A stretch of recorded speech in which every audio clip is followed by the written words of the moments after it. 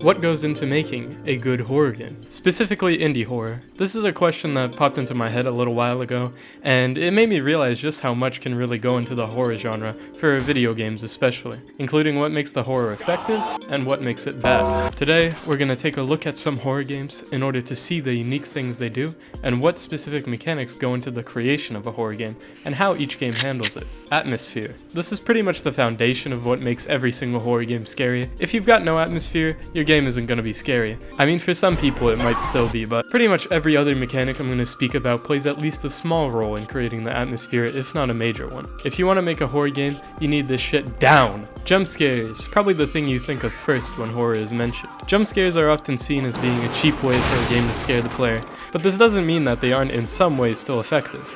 The fear of being jump scared can make a horror game much scarier and more entertaining, which brings me to the first game I want to talk about, Nun Massacre. This game is rather interesting in the way it goes about horror. It makes you unsettled and has you think danger is lurking around every corner through the use of ambience and environments, of course.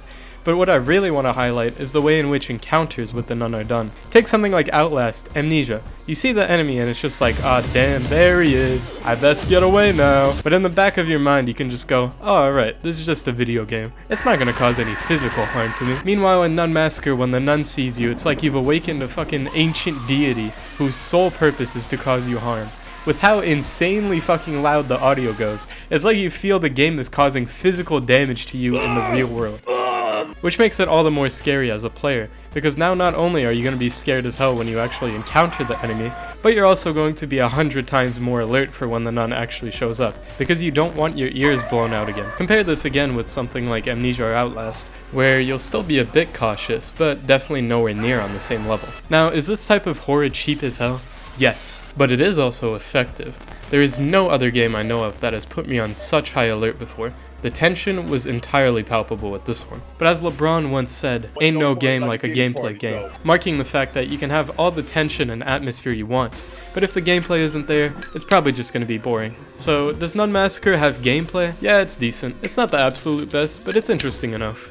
It involves solving puzzles and searching for items, all the while being chased down and trying to hide from the nun. But what happens when a game forgoes interesting gameplay and puts all of that effort into style instead? Can it still be an alright game? This brings me into No One Lives Under the Lighthouse. This game is absolutely insane. When it needs to, it can make every little sound effect, every visual, show just how hopeless and isolated you are on this island. It makes it feel so eerie, stranded from any form of civilization with a big bug that wants to chomp you up.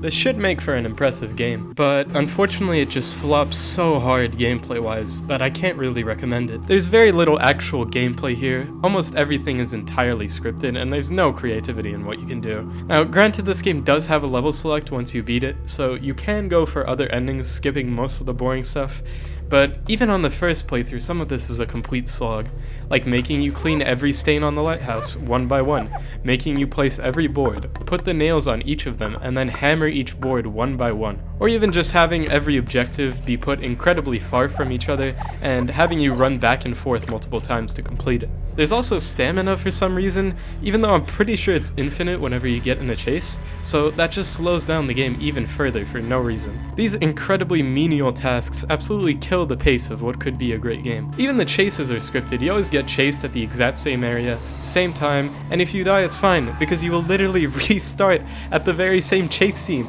So there's practically no punishment for failing, which on one hand is good, because it lets you avoid repeating those boring ass tasks again. But at the same time, once you realize death is meaningless, the tension just decreases so drastically. These issues persist for basically the whole game. Granted, I did only get one ending because of how bored I was, but the only part that didn't really have this issue is the final fight section where you gotta shoot the bug.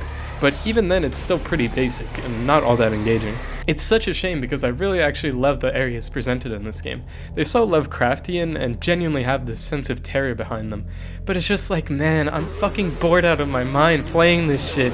To be clear, this game definitely isn't awful, and making something like this is already incredibly impressive. There's a clear talent for the art here. It's obvious that the developer was not going for gameplay to be the main focus of the game. And this may work for some people, but for me it just leaves an overall boring experience. A game on the opposite side of this gameplay-wise would probably be something like Nightmare of Decay. This game is a short but fun action-orientated game with lots of gunplay, which is actually really fun and is also pretty much entirely inspired by Resident Evil 1. It's less unique in style, but it is still a great tribute to classic horror games, and it is genuinely a lot of fun to play through. Now, this gameplay doesn't exactly contribute to the horror aspect of the game, it just contributes to the game. I feel gameplay, while not necessary to create a horror game, makes the horror itself far more interesting to experience entertainment-wise. A game needs something to carry it. Some can manage to do it mostly through narrative as well, but even then you need gameplay that is at least a bit engaging to really see it through, in my opinion. Now, other than horror through atmosphere, jump scares, and style,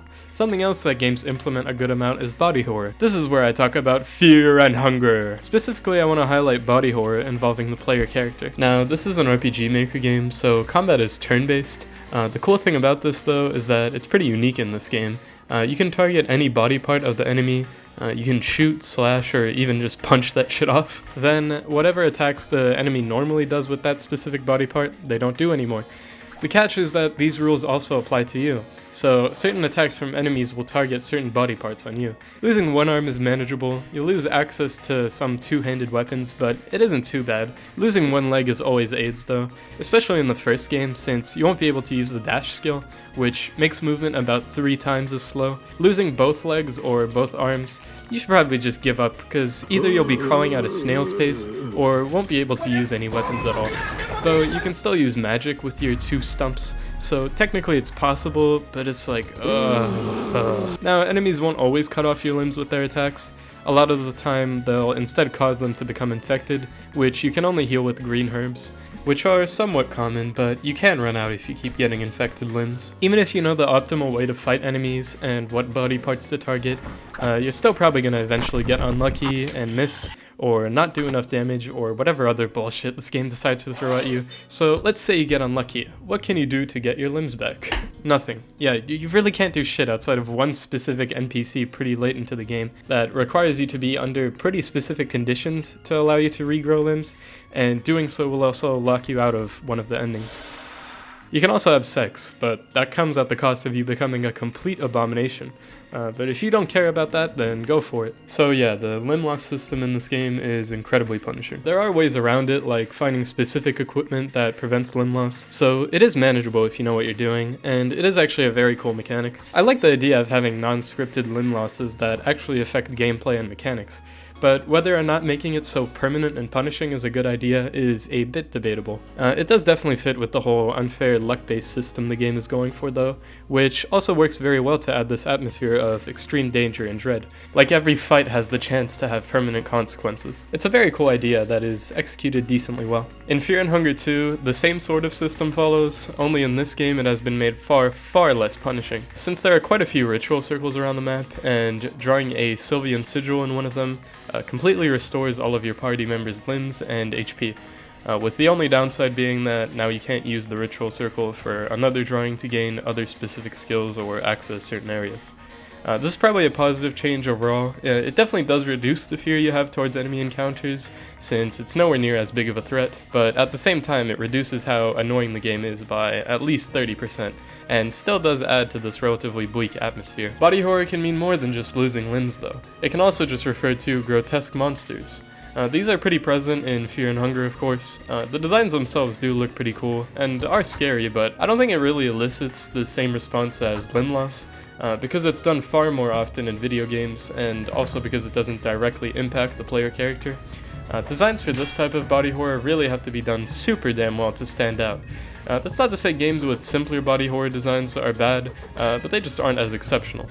I do actually really like a few designs of the Fear and Hunger enemies, like the Ronteal or the Moonless Guard. A game that really excels at this specific type of body horror is World of Horror. This game is intensely inspired by the works of Junji Ito. It's got a lot of body and cosmic horror, which exists particularly strongly in the story of the game, with the whole plot being that the old gods are reawakening, and that strange mysteries and cases are driving many people to insanity. The whole art style of this game is absolutely fantastic. Not just how it looks, but the music and sound effects too. They all match this retro style super damn well. Going back to the body horror of this game, it exists in many of the designs of the characters. There's a very genuine dread with some of the enemies, such as the Body Snatcher, with the long worm body and the void for a face, with only a few shapes drawn onto it. Others are more standard, but still really cool, like this plant-looking girl with flora infesting her, and her eyes popping out like a snail, really bringing forward that fear of something spreading inside you. Even more so with the eel mystery, where you gotta stab your friend's eye and little eels start bursting out in quite graphic detail. Then there's stuff that deals with more natural things, like the anatomy horror, looking like a corrupted version of a regular human body. Body and cosmic horror, while terrifying to some, I feel usually adds more to just how memorable something is. When I see these types of body horror, it's more so I'm just in awe of how awesome these designs are, rather than having any actual fear of them. Narrative and world building. One of my favorite examples of a game that focuses on this is Cookies. Maybe not strictly a horror game, however it does quite literally everything right. It gets the environments down perfectly. Everything looks genuinely putrid, and I mean that in the best way possible. What keeps this game so interesting is the bits of world building you get through doing each of the storylines and endings. There is so much cool stuff to explore and see. This game gets the environments down so damn well that it makes it so enticing to go through all of the storylines just to see where they'll lead and how much more you'll learn about this deprived world. The gameplay of this game is okay, but it's really nothing special. But it rides this high from the world building so well that it really had a minimal impact to my experience. When a game manages to get a driving factor for how engaging it is down so well, that's when a game can truly excel. As an example, in this fast food place, if you go to the higher-ups only kitchen, you'll find that they've not only been serving human meat to customers, but also have a full-on taxidermy collection in the back with double chainsaws. Discoveries like this exist for pretty much every single storyline you take. It is genuinely mesmerizing how creative all of them are, and how interesting I found it to be, even when there isn't much gameplay here. Cookies demonstrates perfectly how you can create a super engaging horror game without needing to make super enticing gameplay. Fourth wall breaks. Ever since I'm Scared popularized this mechanic in 2012, it feels like every indie horror game out there was... It feels like almost every indie horror game out there decided to make use of it. This led to the mechanic becoming increasingly oversaturated. Most of the simple ways to do it have been overdone to the point that things like this will happen. Fourth wall breaks can be pretty cool, but I feel like with how often they're used in horror games, it's kinda gotten to the point where it's lost pretty much all of the horror aspects it was originally meant to represent. There were a few games that used it before I'm Scared, but I'm Scared popularized it to such an insane degree in the indie horror sphere. Some games nowadays that use it actually make it a big selling point, like Kinitopet. I think using it in games can be pretty cool, but it really depends on how it's used. I think the creative ways in which games like Kinitopet try to use it is awesome as hell, even if it doesn't exactly work the way it was intended to sometimes. Next question. The default profile picture. Or not a default profile picture. It's still much better than just, oh, by the way, here's your IP, even though that's literally how downloading something works. Using fourth wall breaks is a very cool way to make a game more unique and interesting, but if anything, I feel like it usually detracts from the horror, because it just pulls you out so hard from the immersion, especially if the trick you used didn't even work properly. That's not my keyboard. This isn't a bad thing by itself, it just needs to be used in a way to complement the entertainment value the game provides.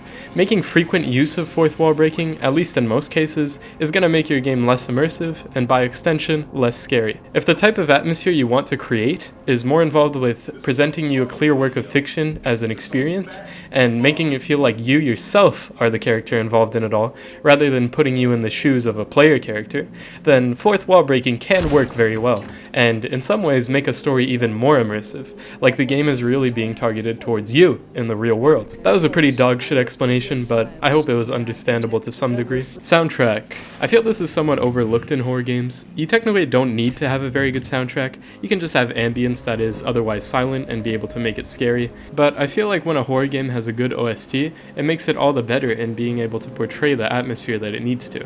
Take Fear and Hunger again, for example. Just the main menu title alone tells you everything you need to know. You're hit with this off-putting, strange, and off-tuned track that sets the mood for what the rest of the game entails perfectly. Nothing here will be in any way familiar, and safety will be almost non-existent. Cry of Fear. The soundtrack in this game also goes so damn hard. Where it needs to, it'll hit you with the drum-like fast-paced melody with the sounds of distorted screaming in the background. Just builds the tension of the scene so perfectly. You're in danger and you better know it. Then where it needs to, it'll go for the melodic, slow-paced, melancholic track. The rhythm of the guitar matching perfectly with the electronic part of the music. Just the absolute perfect song to match the atmosphere it builds. Sound design. A further step up from soundtrack, sound is probably one of the most crucial elements of a horror game. It can be what really makes or breaks the atmosphere of a game. Take I'm Scared Again as an example. You start out and there's silence, but this is just the starting room. It's small and it still feels somewhat safe because of the size. Then you go down this ladder and you progress into a hallway. The somewhat off-putting song starts playing. The only other sounds you hear are the sounds of your footsteps as you walk through the desolate halls, entirely unsure what's beyond the fog. You keep on walking, exploring, looking for some sort of item, and then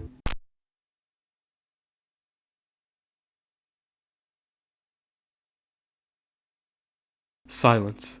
The off-putting music is now completely gone. It's by this area starting out with this music and then having it be taken away that makes this so effective. The music being there was the norm that was presented to you. By taking it away soon after, it's like the game is telling you something is wrong.